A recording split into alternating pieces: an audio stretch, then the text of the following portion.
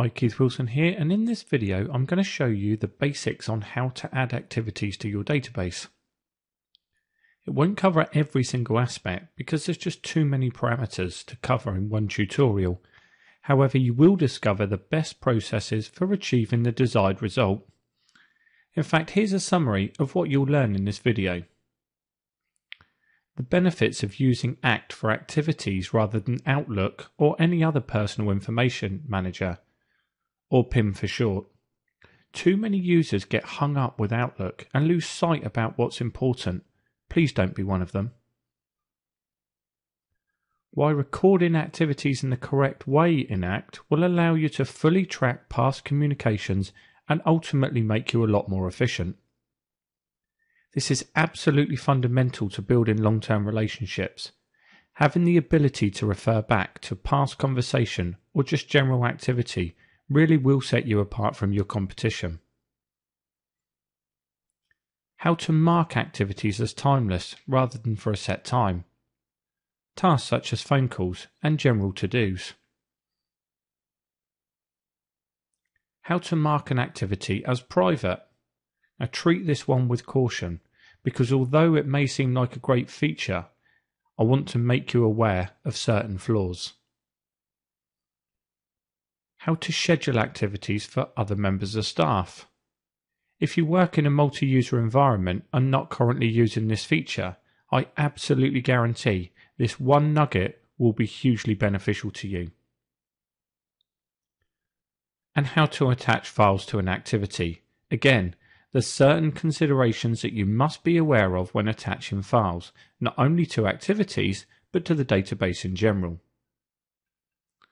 Now, before we get started, I want to quickly address the most common question I come across when talking to business owners about the activity integration with ACT. We already use Outlook for tasks, so what's the benefit of migrating over to ACT for this functionality? Well, there's several answers and all are justified, so let's just take a look at a few of them. Outlook is what's known as a PIM, which stands for Personal Information Manager. And I emphasise the word personal. In simple terms, this means it's great for tracking your own time, but not so good in respect of your relationships. For example, if you wanted to find out the last time you met with someone, in Outlook it would be quite difficult, as PIMs focus on managing your time and not your contacts.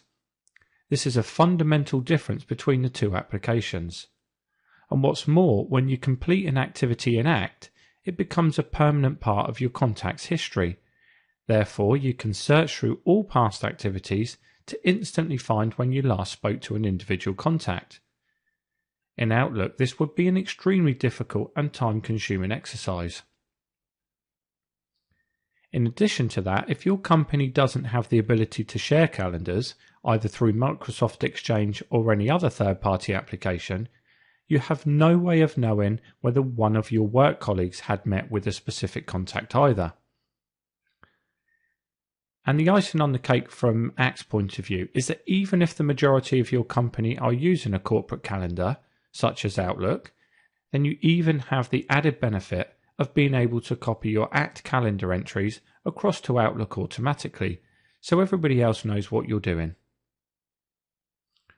As a small side note here, if you want to mark an entry as private so others can't see what you're doing, even that's a doddle within ACT. So surely you can already appreciate, even though I haven't even started the presentation yet, that the ability to track past communications such as phone calls, meetings and general tasks is hugely beneficial, and although Outlook does have the journal feature, it doesn't even come close to what's available in ACT. But rather than just trying to explain this, let me show you step by step what you need to do in order to incorporate this great feature into your own organisation. Oh, and one important point that you must be aware of when working with activities in ACT. Every single activity, without exception, is linked to a contact in the database, or even multiple contacts. And if you need to create a personal activities, such as a dentist or doctor's appointment, this is no problem as you link these type of activities to your own record in the database. So let's start off by scheduling a meeting with one of the contacts in the database, a guy named Lance Parker.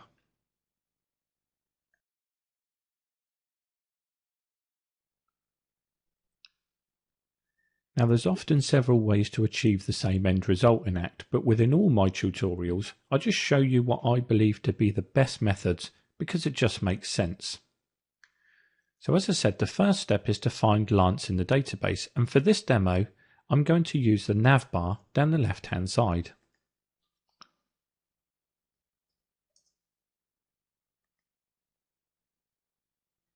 Again, if you want to learn more about lookups, be sure to check out my other videos. Okay, so now we have the correct contact on screen, we can proceed to schedule a meeting with that person. So from the global toolbar, we click the meeting button.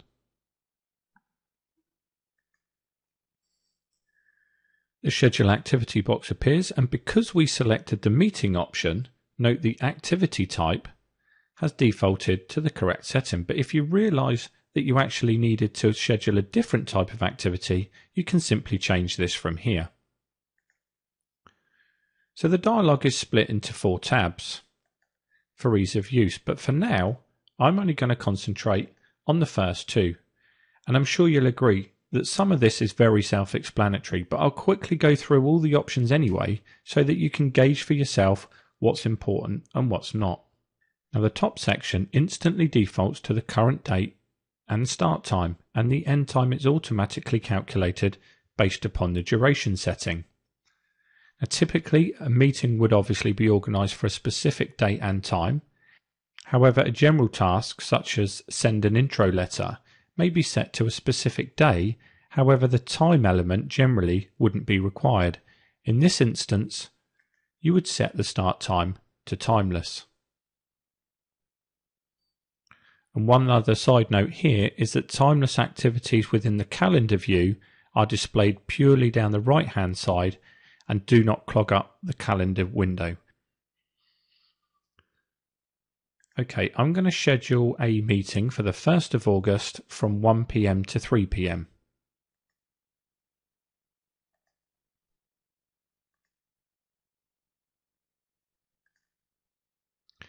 Now I can either set the end time to 3 PM or I can change the duration from 2 hours because I've already set the start time.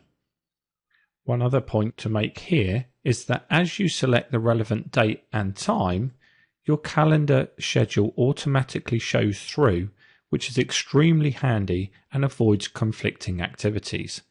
If there were activities on this particular date at the specified time, they would show through within this view. Okay, again by default it schedules the activity with the contact that is live in the background, hence the reason I recommend that you find the relevant contact first before going through this process. If you didn't create the lookup first, you would have to change the contact from the drop-down list or by using the Select Contacts option from here. But for now, I'm happy scheduling it with Lance Parker. Again, coming back to what I said earlier, every activity has to be linked to at least one contact in the database.